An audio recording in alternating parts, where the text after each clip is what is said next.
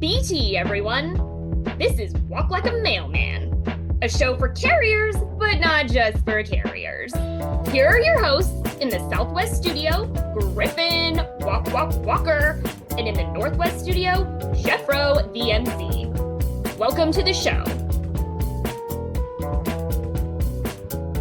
Thank you, Taylor. We got a ton of stuff to get to today. How have you been, Griffin? I've been working through a lot of things right now, but hopefully I can get some of it sorted out before I go on vacation. We long time no talk, right? We got hopefully today's episode's maybe a little bit of a abbreviated one. But welcome back, Lammers. I don't know. I'm still trying to get that to catch on. No one has recommended anything to surpass But nobody that. has said no to whammers, so I think whammers is going to stick. Maybe we need to make a t-shirt of whammers. I think it's a good callback to Cletus Ray, too, because he started the whole wham, like we call it like WLAM, and then he went wham, and then so I think that's a good tribute. But let's head to the street. What do we got to do before we head to the street? We got to check out the hot case. Got it. Specific things that you experience going into the job as far as being a mail carrier. As previously discussed, even all the way back to the very first episode, we don't just walk in and then grab our stuff and go to the street. There is a scrupulous process that involves casing up the mail and getting everything ready. And there's a specific kind of psychological warfare that happens in the post office first thing in the morning. You're standing at your case after you clock in, after you BT everyone, trying to get your brain switched over from I'm a human being to I'm a mail carrier, and somewhere behind you... I'm a mailman. Mailman. The package operation is already underway. Just for the layman out there, for people that aren't mail carriers, when the clerks and the mail handlers are throwing packages into the hampers, because we all have our designated hampers that we push out to the street after we get done casing the mail. Each one, is designated to each route, and if you're not so lucky, maybe you have two hampers for your route. And when the handlers or the clerks, it's interchangeable, I guess, when they're scanning the packages, and this is just from my experience and the stations I've been to, so they scan each one, and there's a big like LCD monitor, and as they scan each package, they got like this little like special like hand scanner. It fits around their fingers. It's like a ring pop. By the way, ring pops, have you ever had a ring pop from back in the day? Not in a long time, but yes, I have had one. We have some in the house, and I don't think we've ever given our girls ring pops, but those things are disgusting, because you're as opposed to like a stick where it's separating your hand from the candy, you're adhering a piece of giant candy to your fingers, and then that saliva gets all over it. And from my history with a ring pop, there's no non-sticky way. It's not like the what is it, Larry David thing, where he's an expert ice cream cone licker, so it prevents the ice cream from melting onto his hand. There's no way to prevent a ring pop from getting sticky and the juices so nasty to get it all over your hand, as far as the sticky runoff from a ring pop. But that's what it reminds me of. They have these little scanners, and they're like ring pops, and they go onto your hand, and there's a button next to it. You're almost like Spiderman, flipping, flip, flip, flip. And you're scanning each package. And as you scan the package, on the giant LCD monitor, the route will appear.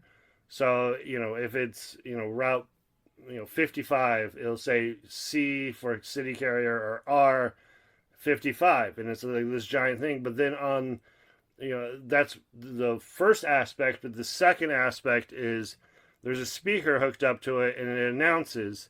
So then that way the mail clerk doesn't actually have to look at the monitor.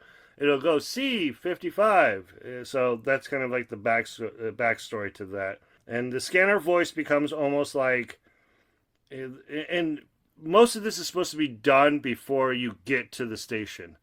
Breaking news, it doesn't always happen like that. It almost is like the morning stock ticker for misery. A constant computerized market update on how bad your day is about to get. Sometimes the truck is...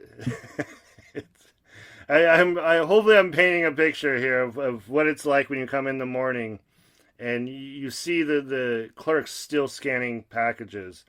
Sometimes the truck is late. Sometimes there's one less clerk or mail handler throwing packages. Sometimes the entire package operation is just running behind for whatever reason. Whatever the case, you'll walk in and see them still throwing packages into the designated hampers, trying to get everything sorted and ready for the carriers. And if your station uses the same system I've dealt with, they scan the packages, it registers the designation on the screen, and then the machine gives you like this voice, this Route 23, or C23, and you hear it somewhere behind you while you're casing C15, and you just keep casing, and it's kind of just the normal atmosphere, the normal cadence of a lot of mornings. And it's like sometimes it goes C45, C45, C45. You sunk my battleship. And after about the third consecutive Route 45, you start to feel genuinely sorry for that route. You don't know what's happening over there, but it sounds like 45 is having a catastrophic morning. There must be a small mountain of packages being thrown into that hamper. And this is the point that I've seen memes on all of the postal threads and the postal socials that I see about this. And eventually you hear your own route. Let's just call it Route 23. Like C23. And you don't even have to turn around. You know what that means. You're just casing, and then you're putting your mail in order, and you're still trying to get yourself mentally organized for the day. But somehow this voice is operating behind you, adding to your workload. So it's kind of like a temperature gauge or like a thermometer of like how bad your day is about to be. And it's like C23, and you just pinch the bridge of your nose for a second, like you're like kneading a lump of clay back into your human face. C23, and you're like, son of a bitch. Like, come on. Like, you can hear the grump-o-meter going up. Yeah, this is ipso facto the grump-o-meter while you're working in the morning. And then you hear it again, and you roll your eyes, and my classic one, always, all the time, every time I hear my route, C23, is I always go, douchebag. I don't know. I'm not calling the clerk a douchebag. I'm not calling, the person who sent it. It's just like, whatever the case, like whoever is receiving this package, whoever clicked on the cart and you applied it to your cart and you clicked on to purchase, to buy, I guess that's the person. Like I guess my residence, but regardless, it's something that all carriers have this through line that I'm sure that they know exactly what I'm talking about. It's that unique torture of it. You're not necessarily stopping what you're doing every time you hear the route. You're just absorbing this information. Like every announcement is another piece of work added to a running total. You might start off, and a lot of times you can check the scanner for how many packages you have after you clock in, or see how many they've scanned so far.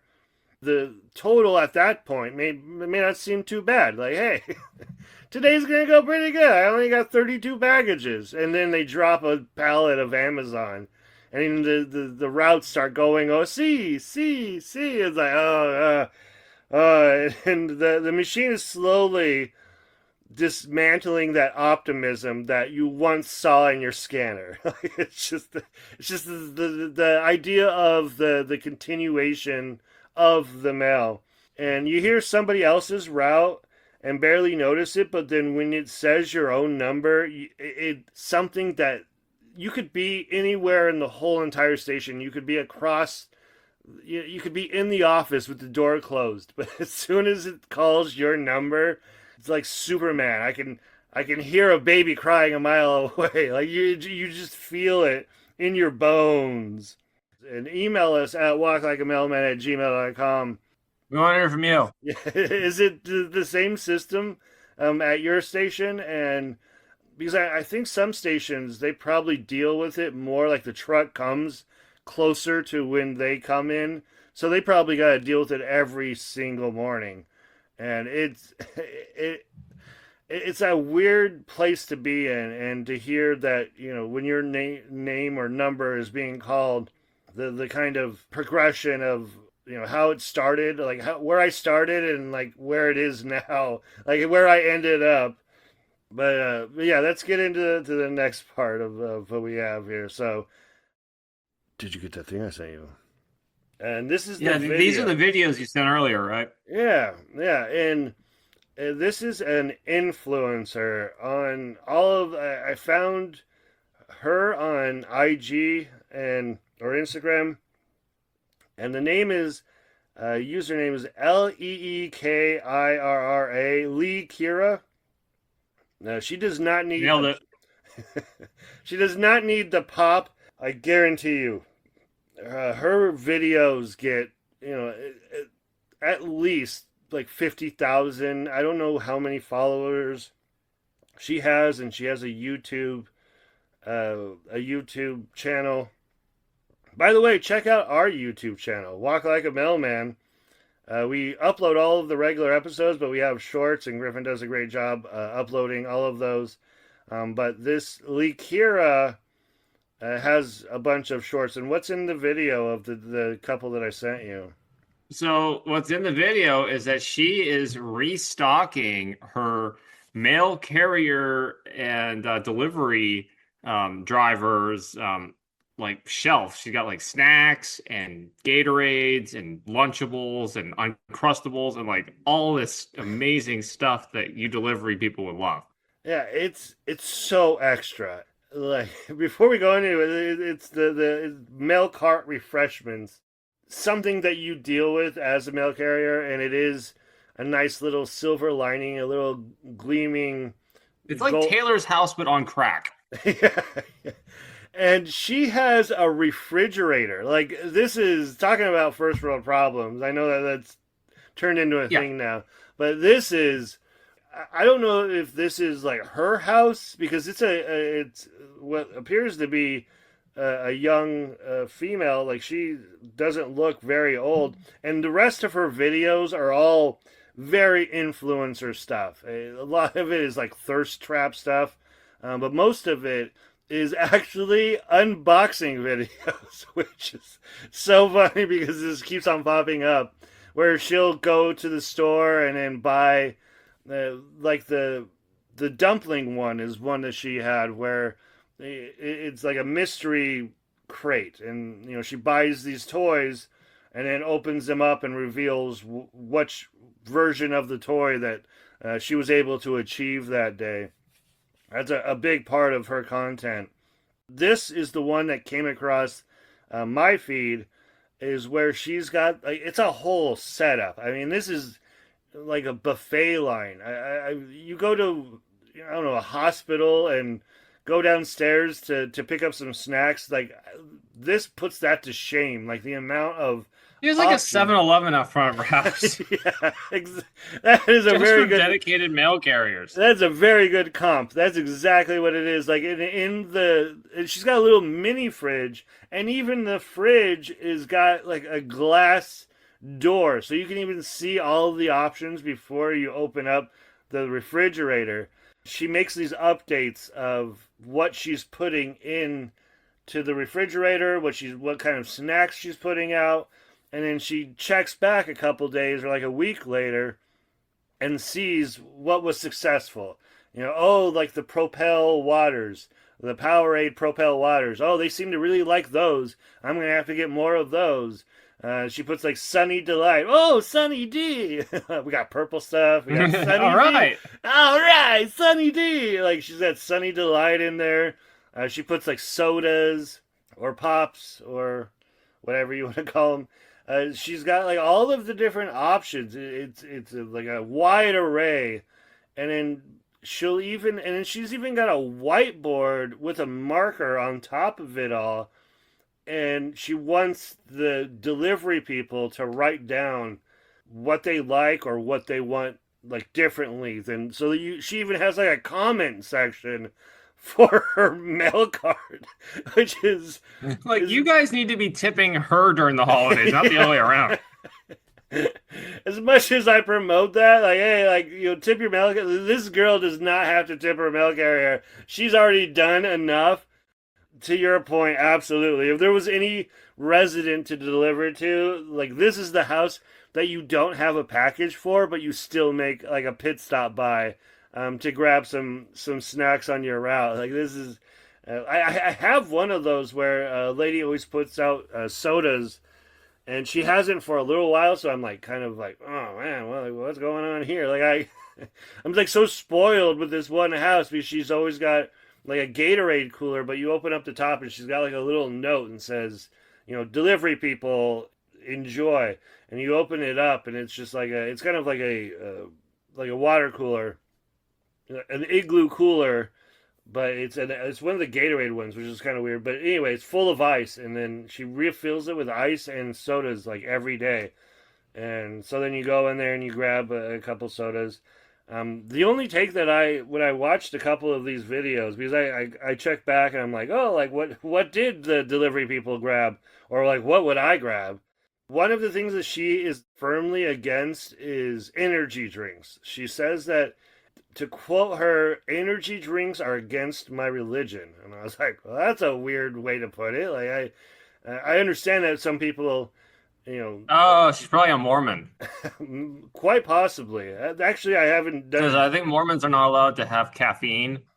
Well, she has sodas there, and I'm pretty sure some of the sodas have. Like, I think she even qualified it with like, I'm okay with sodas. It's just when it goes to, because one of the people recommended that she put Monster drinks in the refrigerator, and she was like, yeah, well, Monsters are... Yeah, it's a sticky line because I know I used to work with a lot of Mormons, and they would drink like Diet Dr. Pepper and stuff, but they wouldn't drink coffee. Yeah. Well, I to each their own, and if it is actually against her religion as far as that goes, I just thought that was just, I think she was just being hyperbolic. I mean, I don't know. That's the only thing I can think of. No, that's, with all of the different types of options and like what looks like hundreds of dollars that she's sinking into this thing, which is giving obviously more viewers and more views, and then she's getting the internet bucks from all this. So I mean, it's an investment just from this little social parasocial experiment that we're doing on the podcast. It's obviously successful as we're talking about it, and I'm checking back in on it. But it just felt like it was like she was like, oh yeah, energy drinks are against my religion, and I was like, oh, well, to each their own. And but I could see that because those things, I drink energy drinks, not as much. Don't advertise it, and would like to cut down on the amount of energy drinks that I drink. But the point is I understand that is a pretty understandable line to draw. I mean, sodas I think are bad and pretty bad enough, but then once you cross over into like the Red Bull, Rockstar, Monsters, I don't doubt that there's like some level of damage that you're tiptoeing into drinking those. But you mentioned it, Uncrustables. It seems to be like Uncrustables are things that are popping up more. Are these a new thing? And like, how long have Uncrustables been around? Maybe. NFL teams eat the crap out of Uncrustables. Yeah, I think like kids have been coming up now. Like the generation after us. What are we? We're millennials. That's not Gen X, is it? Or is Gen X after No, Gen us? X is the one Or before. before us? Yeah. Gen Z is there One something after. Yeah, so that is the one after. I didn't know if there was something between And then I think there's a Gen Y after that, which is like all the babies being born now, I believe. I think it's Generation Alpha, I think is what it's I don't know. whatever. The point I guess was you have to start the alphabet over again. it's like the lesson that you learned here on Walk Like a Mailman. It's the generation upside down ox head. Generation Whammers. Wham! Yeah, Generation Wham! This is the point is I'm saying is I think it's a Gen Z thing. So now that when NFL and sports teams are getting into training camps and going and getting their stuff catered and all of that, one of the options that I'm sure they're requesting is Uncrustables because that's something that they were raised on. The point I was saying is that I never was raised off of Uncrustables, although it seems like a lot of people, even people closer to our age, are very knowledgeable and are very big partakers of the Uncrustables. So I haven't even tried one before. Have you even had an Uncrustable, which would shock me if you did? No, but according to like People magazine, there was an article that said like NFL players consume at least 80,000 Uncrustables a year. Good, jeez, Louise, that's too. And like most of those were the Denver Broncos, apparently. Bo Nix is a They're big. like 700 sandwiches a week. Uncrustables are 31 years old. Two fathers invented the sealed crustless peanut butter and jelly sandwich in 1995 in Minnesota. The J.M. Smucker's Company by in 1999. So yeah, by the time this came around, we were getting out of high school. So it makes sense that generation preceding us was like the first ones to really get inducted into the Uncrustable generation. What a generation to be a part of. We just have one here. I know this is an odd one, but I wanted to do it just because it came up and it was relevant to something that we've done recently. So let's activate some listener submissions. Hit it, Cletus. You know what time it is. Lick it. Send it. Post it.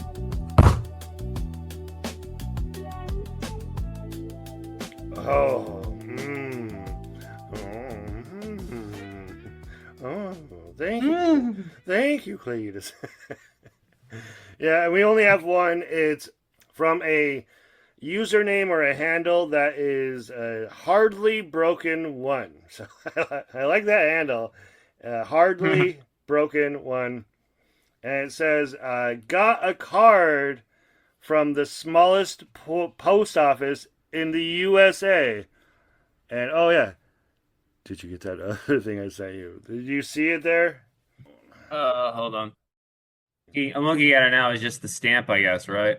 Yeah, it's the stamp, but more specifically, it's the postmark on it because Ochopi or Okapi. Okapi. Nailed it. Finally, I get to do that to someone.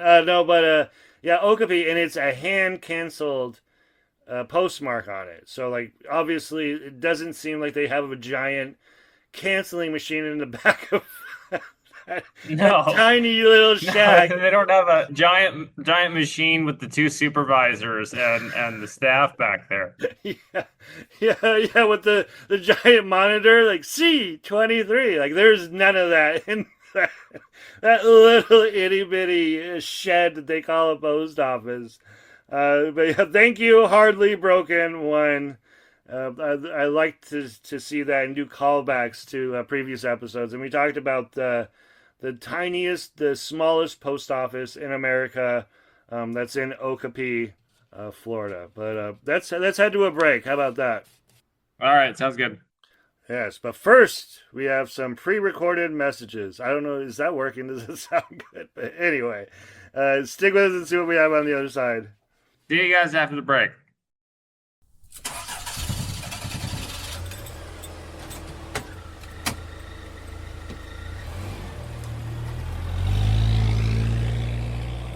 Everyone, Rusty G. The LLV. There we go. That's right. Welcome back, Lammers. I guess. Let's hop right into it. We got a lot to get to, or a lot to do outside of this. We're both busy people. Busy. I'm busy.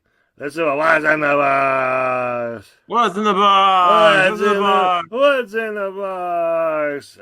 So, what is in the picture? Like, what literally is the box that we're going to be talking about? Is this a ProMaster or some other type of mail vehicle here? I think that is a 2-ton vehicle, is if I had to make a guess. Okay. Well, it is a 2-ton vehicle sponsored by The Amazing Spider-Man 2. Yeah. This was a thing. I was not working for the post office, and you sent it to me, and it came up a couple different places, and I was like, that would be topical to talk about it. And it kept on getting pushed back, so I guess this is like 2.5 weeks where we're going to be talking about Spider-Man. I was looking at this when we were doing the Spider-Man stuff, because I saw the clip and everything, and I saw these images, and I was like, oh, we got to talk about this. Yeah, no, and Spider-Man is doing successful enough to where I think it warrants us being able to talk about it for multiple weeks. A little it's Andrew Garfield Spider-Man. This one was Andrew Garfield, and a little side story: the place that I worked at, the retail place I worked at before I worked at or started my postal career, had a shipping department, and we shipped post office stuff all the time, and the post office literally set up a nice little rack. Whatever postal promotion team would come in, they would come in, and we had to order supplies to fill it, but they would replace the rack here and there. But one time, I just rolled into work, and it says around 2014, that sounds about right. It just changed to a Spider-Man. A Spider-Man, Amazing Spider-Man 2 rack, and it had and they filled it with all of these boxes, these priority mail flat rate boxes, and they all have like Spider-Man on it. I guess it was like a little promotional thing. The original marketing push was an incredible, widespread corporate crossover meant to highlight the shared qualities of speed, agility, and reliability. Am I selling it? Am I a good brand ambassador? Between Spider-Man and Priority Mail, USPS and Sony Pictures went all in on the partnership for Amazing Spider-Man 2, turning the Postal Service into one of the movie's unlikely promotional partners. The campaign included 1,000 USPS delivery trucks wrapped with the massive Spider-Man graphics across 14 major cities. I'm pretty sure that's the one that you had sent me, like the picture with the 2-ton vehicle. I mean, it definitely looks like it's in a city. Yeah, most specifically, including New York City. And then there were the boxes. USPS produced and distributed a staggering 17.5 million Spider-Man themed priority mail flat rate boxes. What's in the box? Peter Parker. What's in the box? A retail locations during the promotion. That means this wasn't some tiny little run where a few lucky Spider-Man fans got a novelty box. It was a 17.5 million piece of Spider-Man merchandise embedded directly into the Postal Service shipping networks. And I'll tell you, as a postal carrier in 2026, I still get the Priority Mail Spider-Man boxes all the time. They've reached far and wide and widespread as far as the amount of because they get mixed in with all the other ones and all the other options and wherever you could get your priority mail flat rate boxes.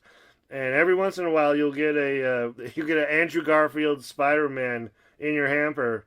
Select self-service postal kiosks also offered Spider-Man themed postage, while the campaign incorporated online and digital advertising, retail posters and displays, social media, and even superhero stories highlighting heroic postal employees. The movie itself got into the act too. USPS branding and priority mail packaging were integrated directly into the film, and I did not notice that. Maybe I'll go back and do a rewatch with maybe there's a postal vehicle, maybe there's a Rusty G I was thinking that too because we had 2-ton vehicles, like Rusty G's big uncle, like the Uncle G. What would you name the 2-ton vehicle? The Uncle G? Oh, I like Uncle G. We could. Oh God, what was Randy Quaid's character in National Lampoon's? Oh, what is? Yeah, as opposed to Rusty. Man, I've totally forgot the lore. It's Eddie. Eddie G. Cousin Eddie. We got Eddie G, Rusty G, and Krusty G. That's it. The Krusty G is the little bit bigger one. The CRVs or the FFVs. Yeah, I totally forgot Rusty. Like the lore behind Rusty is why we named him that. I forgot what I was saying here. The movie itself got in the act too. USPS branding and priority mail packaging were integrated directly into the film and its promotional material, while the centerpiece television commercial, oh, I do remember this, featured Spider-Man helping a USPS carrier get a priority mail package to a special screening of the Amazing Spider-Man 2. This is when commercials were good. A little more than 10 years ago still. The commercial was filmed in Manhattan and even featured actual USPS letter carrier. Wow. The USPS mail carrier is getting a shout out in this. I didn't even recognize in this article. His name is Calvin Quang, being the wheel of a 2-ton postal vehicle, or behind the wheel. Yeah, it's a 2-ton postal vehicle. The campaign ran from March through the end of May 2014, surrounding the movie's May 2nd, 2014 national release. So for a few months, the Postal Service essentially decided that if Spider-Man could swing through New York at superhuman speed, USPS could at least promise to get your flat rate box there with speed, agility, and reliability. And You're making Dale Gribble sound effects right now. Yeah, I like our character work on this show has improved. Well, I want to say improved, but it has increased. The amount of it has increased as far as the amount of voices that and then the amount of curse words that we have seem to be rising in an alarming amount. I like at first we're like, oh, we'll just, if we slip. But now that we have Rusty G and Krusty G and Eddie G, they're able to come in and keep the show in a suitable for work format, which we do appreciate, but I think we abuse a little too much recently. I'm looking at you, Shane, but that's what's in. I said there was 2 other pictures. These are all part of like the marketing for Amazing Spider-Man 2, The Blast from the Past. Yeah, one of them was the boxes. And then the other one's a hat. Yeah, I want the hat. I want the Amazing Spider-Man 2 hat. That one looks worn out, too. When I was pulling up the articles and stuff, it showed that they gave postal employees hats, the Amazing Spider-Man 2 hat. It says something like Spider-Man delivered by the USPS or delivered by the Postal Service. That's a cool looking thing. I would have liked to have that as far as like at least keepsake. But I unfortunately did not start my postal career till a couple years after this actually happened. So email us at walklikeamailman@gmail.com. We want to hear from you. I don't know if it needed that one or not. Yeah, if you were working during this, did you see any kind of what kind of interactions did you have with this promotional situation, this partnership? That I always liked that when I worked in retail, and they, the company I worked for or wherever I worked, they paired up with a movie or a show or a character or a sports league or a team. I always liked the little swag that they would give and being able to, have people come in and ask questions about, the new unveiling of the partnership. So if you have any stories about maybe your station got Andrew Garfield to deliver a swing or a pivot, or part of your route, you got Andrew Garfield to carry some extra off of you. That'd be a cool story.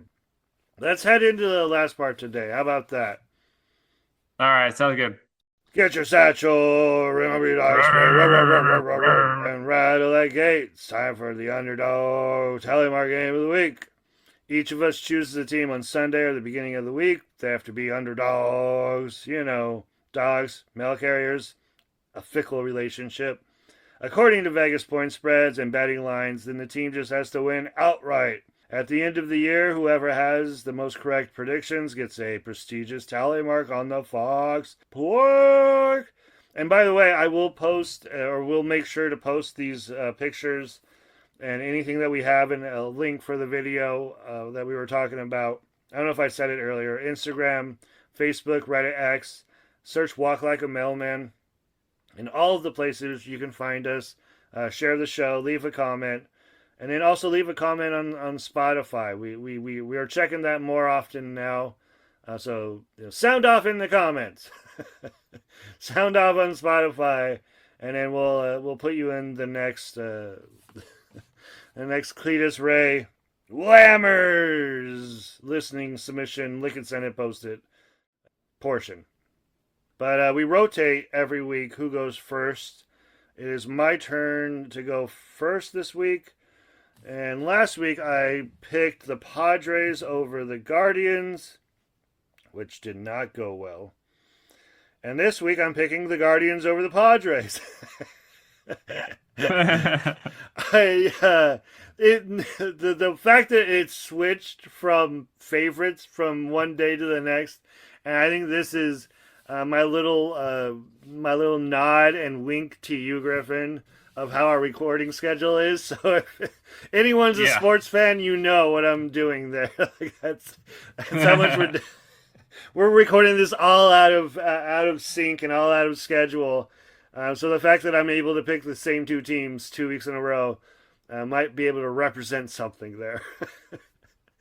All right, Griffin, who'd you pick last week? I picked the Dodgers over the Brew Crew, which did not go well. Boo! And the Dodgers pitcher who pitched in that game is now on the injured list, so boo! Not a good sign for him. Yeah. Well, I mean, and they for picked up the Scooble. Today, Luckily, it's not like they picked up a Cy Young player right before the deadline. Man, the Dodgers... Still waiting for Tyler Glasnow to come back since May with his back injury. The Dodgers are playing a whole different game. It's so crazy. Yeah. It's so weird. Well, for today, I picked the Twinkies over the Phillies. Well, now that you're actually in Philadelphia, as this is airing, or as this is dropping, well, I'll be back, I think, by the time this actually drops. Oh yeah, that's true. Yeah, whatever. Yeah, one of the pivots will be we normally record it versus the time we actually release it. Yeah, it's all out of order. The timelines. It's too confusing, guys. Yeah. We're tired. We've been recording for a long time today. Yes, we work too hard, but we're trying to provide good content and a good product for our lammers. I don't know. I'm starting to get tired of it. I'm gonna keep using it until it gets to the other side where I'm just gonna keep saying it until it becomes what it needs to be. Jeff Rowe is 12-22. Griffin is 20-14, remaining the underdog tally bar game leader. I things that just remind me, like, this is episode 139, and when I type it into the meetings, and we gotta do the work behind the curtain for it, 139, just I was like, oh my god, we were almost at 140 episodes, and then I see that I've only won 12 games. It's we are like heading into. SDG that there, Jeff? We are heading into. We're heading into September, and I only have 12 wins. Okay. The prize is the attention-grabbing acknowledgement of 10 seconds. Sorry, Rachel, I love you. I give Griffin 3 topics because he is currently winning, and probably for the foreseeable future be winning. And by title alone, he gets to choose the last thing we will discuss today. We have 3 options that I'm going to pull up right now. I was totally prepared. Don't look. I got it right here. All right. Plump trunk. Golden stash. Peter Palace. Let's do plump trunk, because I like big butts and I cannot lie. Okay, well, I'm glad. Oh, this is the one that I've been waiting for you to say, just because it's my favorite one, and it took long enough. No, kitty, that's my papa. Hey, buddy. Hi, Sylvester. You want to join the show, buddy? Say something to Jeff. Yeah, say it. Go. Do it. Oh, he's like put his head away from the microphone there. He was not happy with that when he heard your voice. Oh, yeah. Rachel says the same thing. A nearly 4-pound garlic bulb lands English gardener another world record. The centerpiece. 4 pounds of garlic? Is that what you're saying? A 4-pound garlic bulb. This guy has got the large. What do you think this guy is pulling down with being the World Guinness World Record of having the largest garlic bulb ever? The centerpiece is Graham Barrett, a 67-year-old gardener in Gloucester, England, who grew an absolutely ridiculous 3.86 pound that's why I named it I forgot. Elephant garlic bulb. So I guess that's the breed. It's an elephant garlic plump trunk, about 7.5 inches across. Ooh, humble brag. Guinness certified it as the world's largest elephant garlic. Barrett says it's roughly 5 times the size of a normal elephant garlic. But the more interesting part is that this isn't some guy who accidentally grew a giant garlic. Barrett is essentially a professional level vegetable competitor. His garlic gave him the 10th. This guy has 9 other Guinness World Records. I'm sure all of them that involves him growing stuff. His other records include the heaviest. Oh, here we go. Heaviest luffa, Luffa. I don't even know what that is. Heaviest Lufa? Yes, maybe. I don't know. Maybe loofahs. Luffa. Heaviest loofah. Heaviest celerac. Heaviest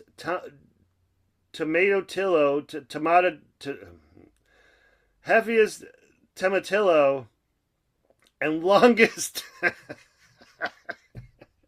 longest pea pod. Man, this guy must be great at parties. He got into giant vegetable growing after retiring from telecommunications. This guy, how do you go from telecommunications to throwing your big garlic bulb around? About 12 years ago, and his philosophy for producing these freakishly enormous vegetables is pretty funny because despite all the skill involved, he boils it down to 4 things: good weather, good soil, good seed, and above all, good luck. God, this guy. And some PEDs. He's injecting him with Plant-enhancing drugs. He's injecting him with elephant steroids. He's going to dry the cloves from the monster garlic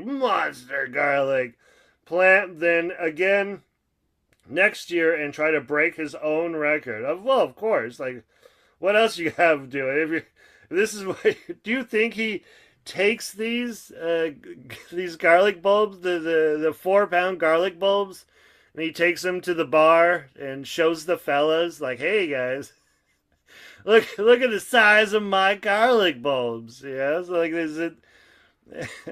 Do you think? I figured that's where Van Helsing went to get his garlic. You can, like, literally, no wonder why vampires don't exist anymore. This guy is putting him out of the game. Yeah, what kind of, like I said, what kind of tale do you think? Do you think he goes around like showing off? Hey, ladies, look at my longest pea pod and my giant, big, veiny garlic bulbs.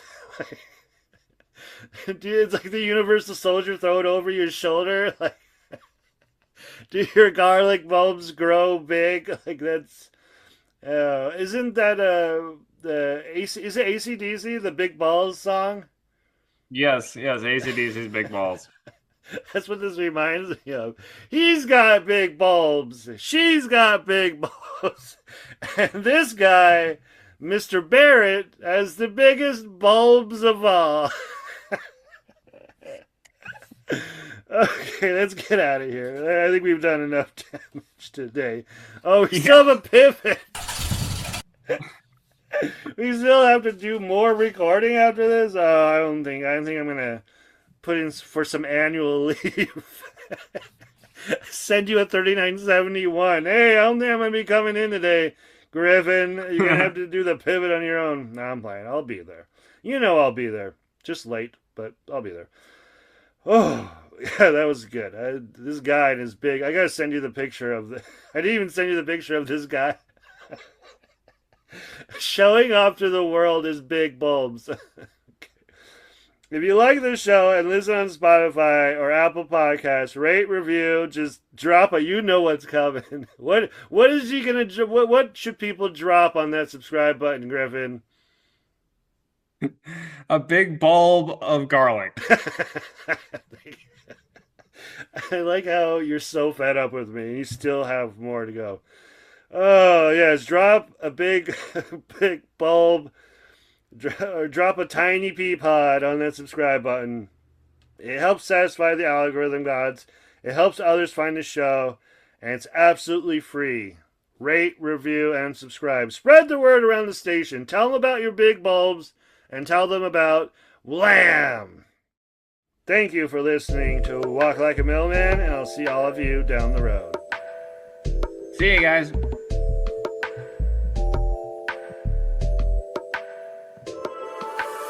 Walk like a mailman. Walk. Walk like a mailman. Walk. Walk. Walk. Walk. Walk. Walk. Walk like a mailman. Walk like a mailman.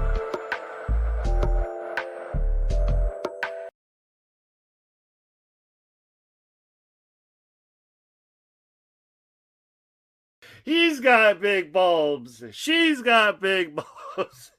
And this guy, Mr. Barrett, has a big bulb of garlic.